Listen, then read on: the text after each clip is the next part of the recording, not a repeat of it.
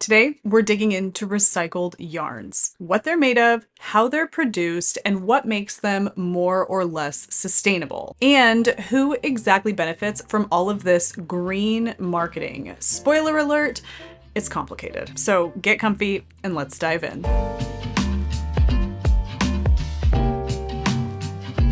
Hello, hello, hello, and welcome to the Wool Needles Hands Midweek Ramble. My name is Taylor, and I will be your host. Today, we are embarking on a topic that was brought up recently, actually very recently, in an email from a viewer requesting information along these lines. However, this is a question that's been brought up several times since a video I published a while ago about eco-friendly yarns, sustainable yarns. I've gotten some questions in regards to whether or not these yarns that are made from recycled materials are really the most sustainable option and what the deal is with all of that. And I was all too eager to dive in once I received this most recent email asking that same question, because it is kind of a complicated situation and there's a lot to unpack there. And it's something that if you are a discerning knitter and you really want to make sure you understand where your yarns are coming from and what you're using and how it impacts the world and all of these things, it's important information to have in your back pocket just to make you a more informed consumer. This is a no judgment zone. This is not a video where we're trying to hunt down the most perfect sustainable yarn.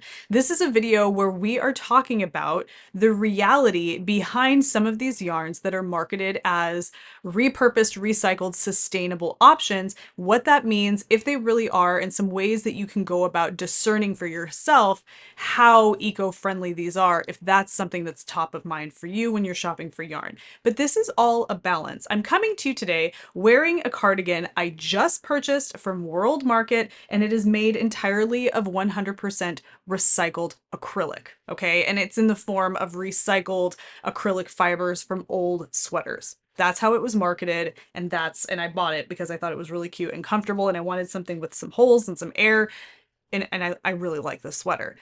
But I'm also coming to you as a purveyor of fine yarn, as I like to say, yarn that I offer in my shop that is 100% non-superwash, natural yarn that is regionally local to me. This is my yarn for Fiber for the People. If you know anything about this yarn, you know that it is regionally local, it is natural, it is milled in a natural facility. It is all of those things, okay? So when it comes to sustainable, I believe that this is kind of top marks for that.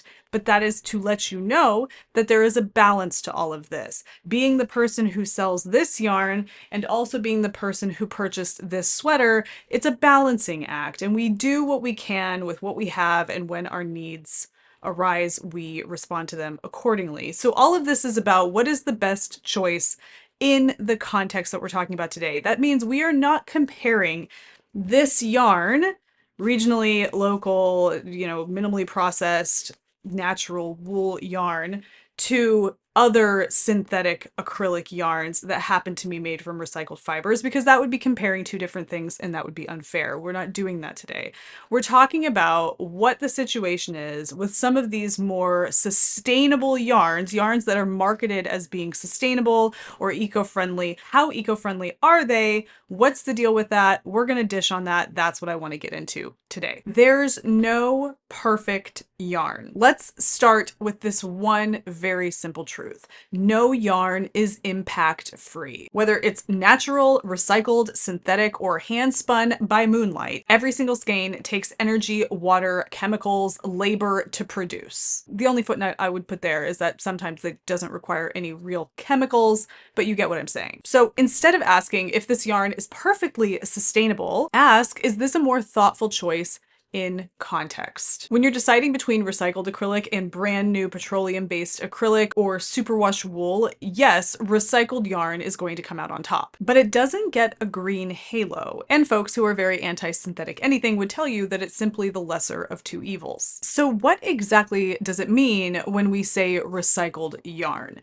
Now, when I say recycled yarn, the question that I received in my inbox had a lot to do with the Lion brand, a very well-known big box company in the yarn market, that was selling their Re-Spun, Re-Tweed. It's kind of their sustainable line of yarns, which can be put into two particular categories. Lion Brand's Re-Spun is an example of a yarn that is made from recycled synthetics. Think yarn made from plastic bottles. The bottles are cleaned, shredded, melted into pellets, extruded into fibers, and spun into yarn. Still plastic, just repurposed. Now, there are other kinds of yarn, like the Re-Tweed line by Lion Brand, which is made from recycled textiles. What this means is these yarns are made from what's called pre-consumer textile waste. Factory offcuts, mill ends, etc. It is actually part of the produced textile that is left behind. Imagine that you're cutting off excess crust from a pie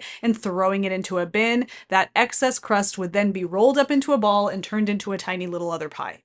That's how you would use pre-consumer textile waste, or pre-consumer pie crust waste, if you will. Same concept. The scraps are shredded back into fiber, often blended with new fiber for strength and continuity, sometimes lightly dyed, and spun again into new yarn. These processes absolutely reduce waste, but they don't erase impact overall. There's still energy, machinery, transportation, and chemical use involved. It's better than producing new synthetic fibers, but it's not a magic bullet. So here's the industrial reality and the catch. Even recycled materials go through heavy-duty processing. Shredding, melting, dyeing, carding, spinning. None of this happens in a cottage on a hill. It takes industrial equipment and a lot of it. Then there's shipping. Most recycled yarns are produced in countries like China, Turkey, India, and Indonesia, and then shipped halfway across the world. So the carbon footprint really starts to add up. You're reducing raw material waste, but you're not necessarily reducing energy use and emissions. Now, what's really important to know, all of this being said, is that context really matters here. Most people that are buying yarns like Lion Brand's Re-Spun or Re-Tweed are not choosing between that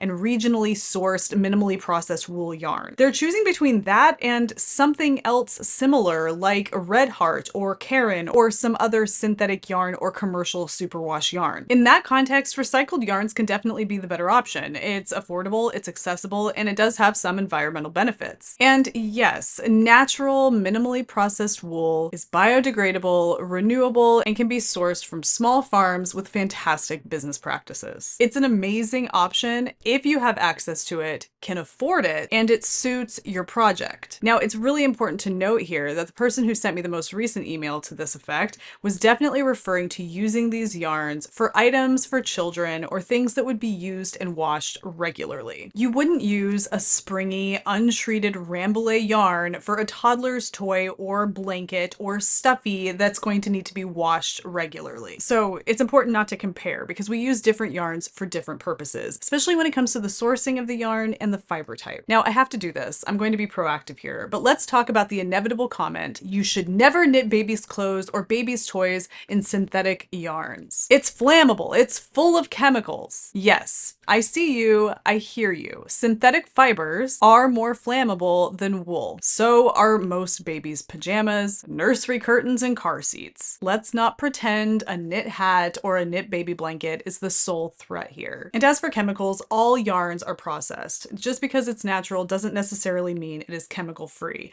Yes, in most cases, it means it is pretty minimally processed using any kind of chemical, whether that chemical is natural or man-made, but it doesn't mean it's perfect. And recycled yarn doesn't mean it's toxic either. That's not how manufacturing works. If you're knitting for a NICU baby or for a family that has very serious concerns about the types of fibers in their clothing, then use 100% wool. But if you're making a blanket for a toddler who's going to be dragging it through applesauce in a sandbox, you want something machine washable, durable, and usable. And this ain't it. That's not cutting corners, it's just practical love in yarn form. Now, let's get back to the recycled fiber discussion and let's talk business.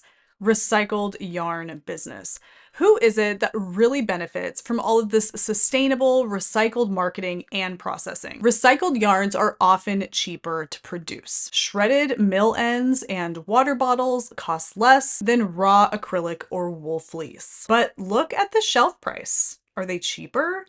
Not really. That means that brands are likely pocketing the difference. They save on materials and then they sell the yarn for the same price, sometimes more, because it has eco appeal. This is what we call green premium. The product gets more marketing power while not necessarily offering more value to the consumer. If you can find a yarn that is marketed as being eco-friendly, repurposed, recycled in some way, and you can confirm those practices, and the yarn is being offered at a lower price point, then you know that the savings from the reduced cost of producing that yarn is being passed down to the consumer.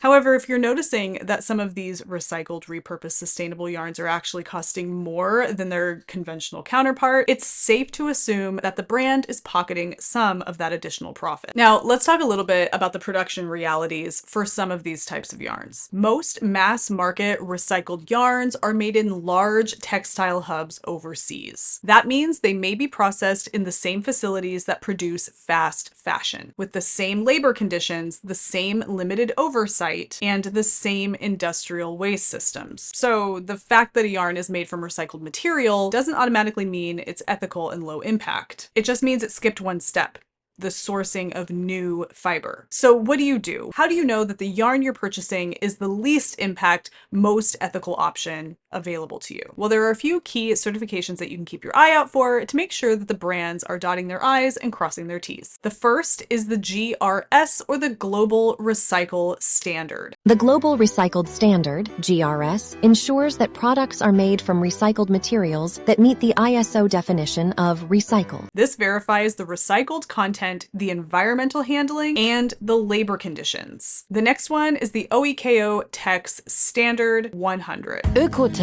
is shaping the textile and leather industry, enabling partners and consumers to make trustworthy choices, to experience a traceable product journey, to protect natural resources, to ensure higher and safer standards. This certification will test for harmful substances and irritants in the fiber itself. And then you have Fair Trade and Global Organic Textile Standards. A choice between empowerment or exploitation, social development or status quo. The Fair Trade certified label guarantees that your choice is backed by an unrivaled standard. Fair Trade provides a structure for sustainable agriculture production, protects workers' rights, and distributes power in trade relations more equally. The Global Organic Textile Standard is a globally recognized standard for textiles that certifies the organic nature of the product.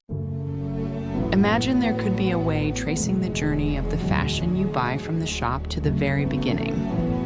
From the fibers to the spinning, weaving, and knitting that bring it to life. Now, if a brand has any of these certifications, especially considering how expensive it is to gain these certifications, they will absolutely be loud and proud on the label of the item that you're purchasing, whether it's an actual garment like this one, or if it's a skein of yarn. So you can look for these certifications and it will pop up their logos on the screen so you can see them. Look for the certifications. If you're there, you can feel good about what you're doing because you know that they're being audited for these things. But wait, don't write off all yarns that aren't certified. Certifications like this cost thousands of dollars annually. For small mills, independent yarn businesses, and farm-based yarn businesses, this is not always feasible. Many of these places are following ethical practices, minimizing waste, and sourcing responsibly, but don't necessarily have the budget to prove it on paper. So when it comes to small producers, lead with curiosity. Ask questions, don't make assumptions, and always know that the more local to you and the smaller scale the operation, the greater the chance that these businesses are operating at the most ethical and most sustainable standard. Use these certifications that I mentioned here to hold big systems accountable, not to gatekeep smaller makers. So, is recycled yarn green? Well, it's greener than some, not greener than all. It's not a perfect solution, but it absolutely is a very useful tool. The goal here isn't purity, it's awareness. It's choosing yarn that works for your project, your values, and your real life. Let me know. Have you tried Re-Spun or Re-Tweed or any other recycled yarn? What did you think? Are there yarns you love that strike a good balance between eco-minded and practical? Let's talk about it. in the comments. I can't wait to hear. In the meantime, thank you guys for hanging out with me today and going on this little bit of a deep dive. If you ever have anything that you would like me to explore further here on the channel, send me an email. That link is down below in the description box. And if you would like to see more content from me, head over to Patreon. It's a great way to support the channel. There's a lot of additional content over there. It means so much to me. Thank you so much for the support. Until we meet again, happy knitting, happy making, happy whatever it is that you're doing. Take care, be well, and I will see you soon. Bye.